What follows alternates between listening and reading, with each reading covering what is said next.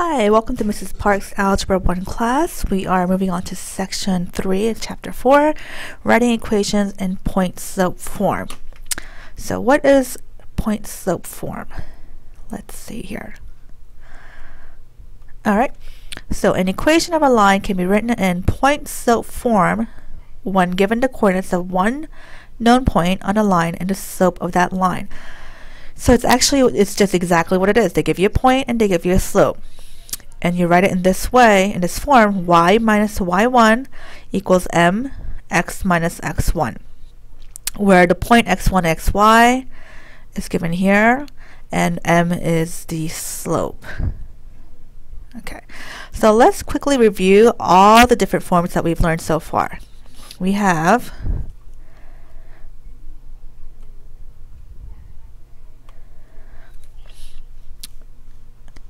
first the standard form, and I apologize, I need to get used to writing on this little tablet here. Standard form, which is ax plus by equals c. That was what we first learned, standard form. Second, we learn slope intercept. Oops. Whoa. Alright. Pen. Let's go back to pen. I didn't want that. Sorry. Alright, slope intercept form. Okay, and that was y equals mx plus b. And now they're giving us another form, point slope form. I'm going to write that one down over here. Point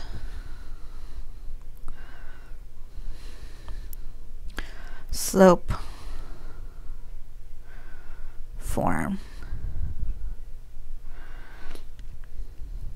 And that one is y minus y1 equals m, your slope, times x minus x1.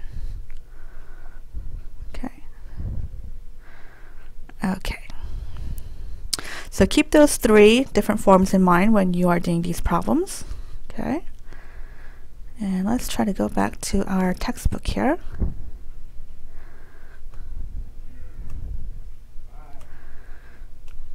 Alright, so once they give you a slope and a point, you can put it in point slope form. Just like example 1.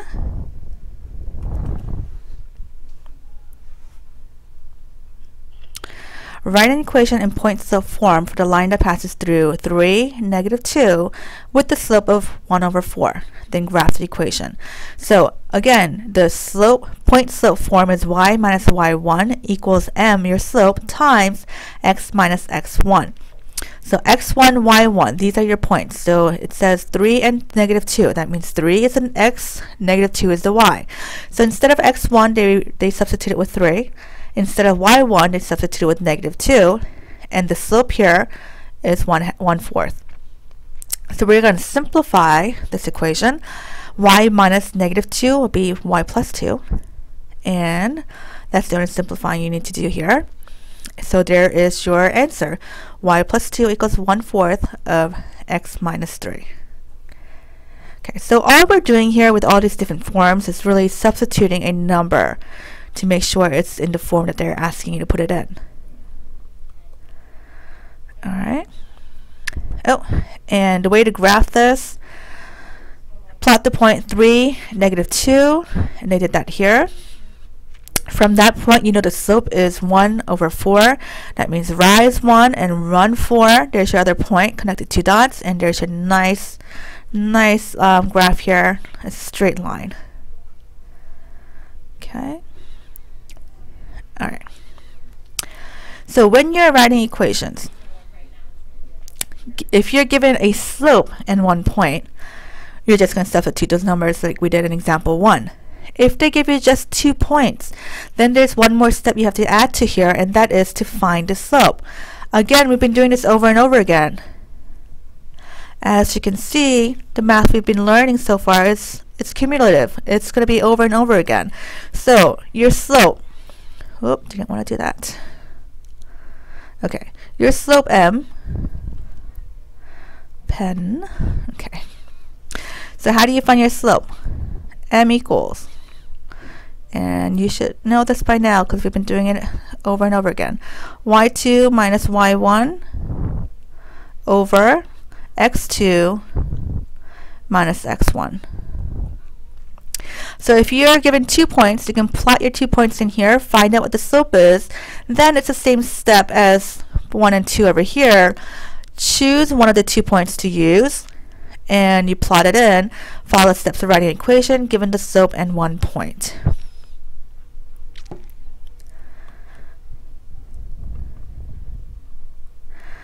Okay, so they may ask you to write in different forms.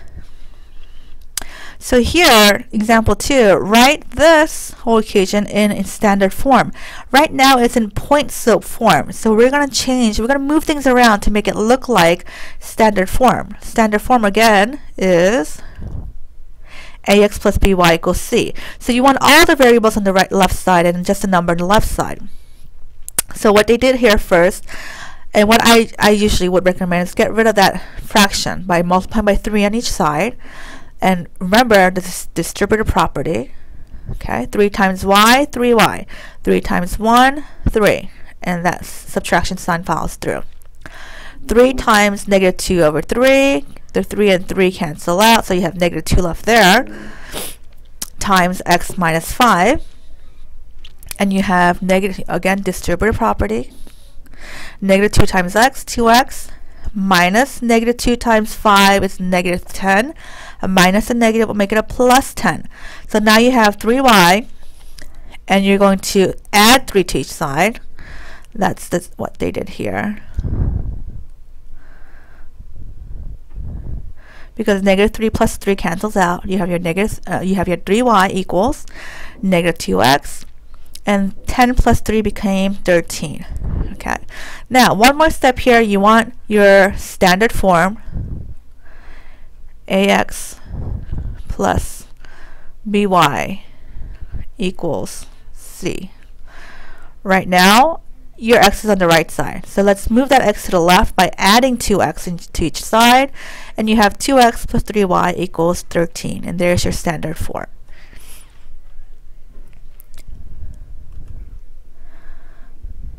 Alright.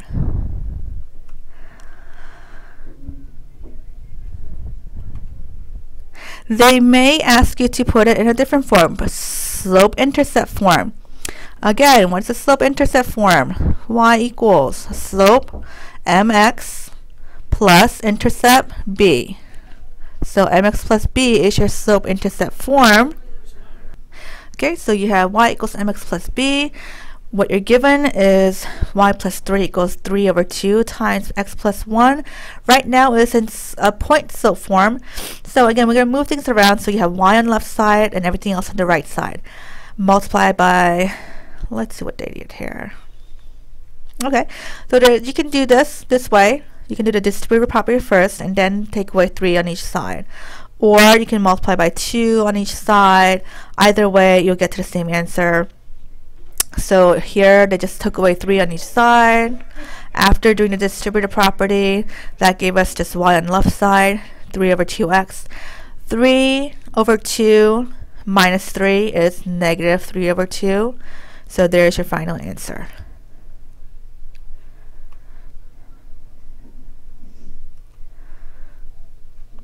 Okay, and we'll do this example during class time, but there's a short lesson on how to do point slope form.